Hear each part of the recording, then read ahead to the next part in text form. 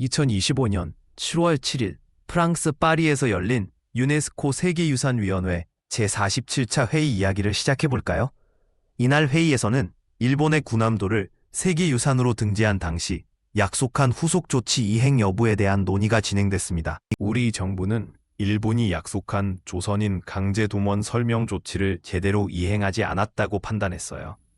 그래서 이번 회의에서 이 안건을 재논의하자고 제안했습니다. 하지만 일본 정부는 이 안건을 삭제한 수정안을 제출했습니다. 일본 측은 위원회가 아닌 양자간 협의로 해결해야 할 사안이라고 주장하며 관련 논의를 피했습니다. 이러한 상황은 한일 관계에서 갈등을 더욱 부각시켰습니다. 한국 측은 일본이의 수정안에 반발하며 표결을 요청했습니다. 비밀투표로 진행된 표결 결과 일본이의 수정안은 찬성 7표, 반대 3표로 가결되었습니다.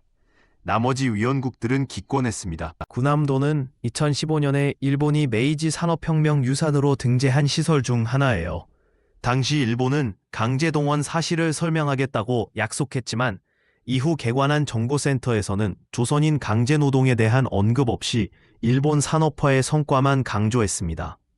이런 역사 왜곡 논란이 불거지면서 한국 정부는 유네스코 차원에서 일본의 약속 이행을 지속적으로 요구하고자 했습니다. 그러나 일본 측은 위원회 내 반복 논의는 끝났다고 주장했습니다. 한국 정부는 이번 회의에서 일본의 미진한 약속 이행 문제를 계속해서 제기할 것이라고 밝혔습니다. 하지만 유네스코에서 이 문제를 다룰 여지는 좁아졌다는 평가가 나오고 있습니다. 일본은 과거사 문제에 대해 경직된 태도를 보이고 있습니다. 그래서 이번 사안은 최근 개선 흐름을 보이던 한일 관계에도 부담 요인으로 작용할 가능성이 있습니다. 한국의 3배 가까운 분담금을 내며 영향력을 행사해온 일본의 외교력이 이번 표결에 작용한 것이라는 분석도 나왔습니다.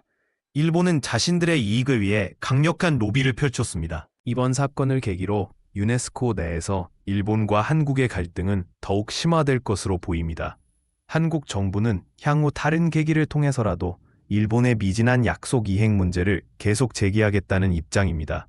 이러한 사안들은 단순히 과거사에 그치지 않고 현재와 미래의 외교 관계에도 큰 영향을 미칠 것입니다. 양국 간의 긴장이 더욱 고조되는 상황입니다. 한국 국민들은 일본의 역사 왜곡 문제가 해결되기를 간절히 바라면서 정부의 외교적 노력을 지켜보고 있습니다. 이런 문제들은 일반 시민들에게도 깊은 아픔을 가져다 줍니다. 일본의 태도 변화가 없을 경우 한일 관계의 개선은 더욱 어려워질 것입니다.